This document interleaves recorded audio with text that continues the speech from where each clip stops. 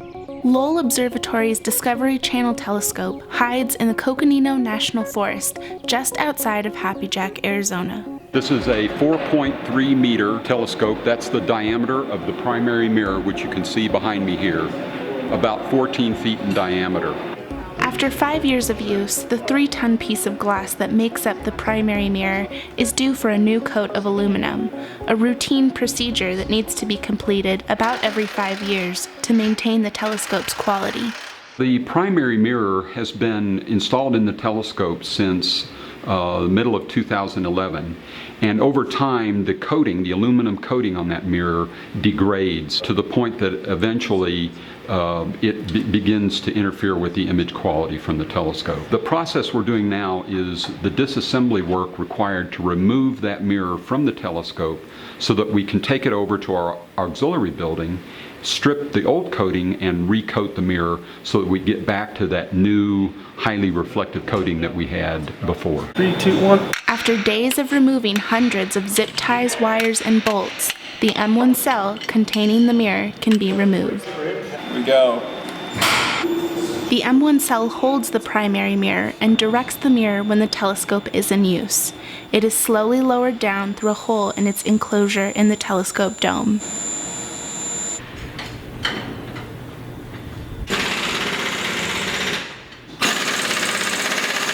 We are currently bolting the lens cell to its fixture, its transport fixture. Not only does it transport, but it actually allows us to move it to a 90-degree angle, so we move it horizontally into the next building. We are removing the shackles from it and going to start lowering it down to the crane. On the cart. Hey! Woo! Then I'll roll along these tracks into the next building. How's it going so far?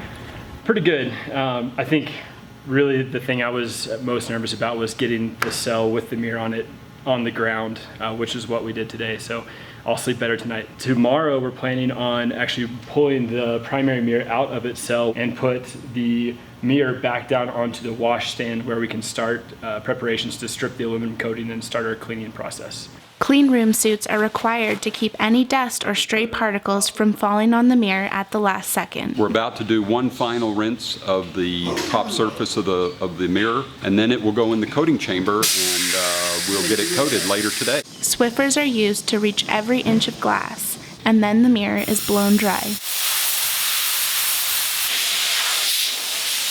I feel like we got a really clean surface. Our procedures worked out better than expected, so I'm really excited to get a good coating.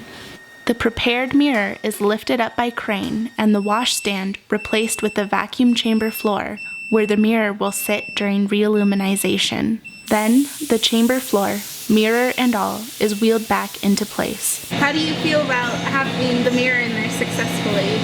Super relieved. It's like, it's in a safe place now. It's fantastic. But it's already below. But our job is only halfway done. The vacuum chamber is closed and the vacuum pumps are turned on. The system must be at hard vacuum, or 1 microtorr, before coating can proceed. Once the chamber is ready, aluminum-coated filaments will be electrically heated, vaporizing the aluminum. The aluminum molecules rain down on the surface of the glass, creating a coating merely 1,000 angstroms thick, or about how much human hair grows in 25 seconds.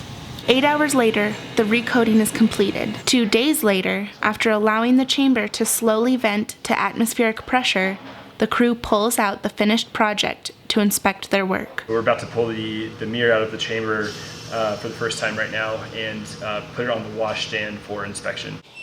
In about 6 years, this process of re-aluminization will need to be repeated. All right, we're down. Looks good. But for now, the mirror is as clean as it ever will be. Right.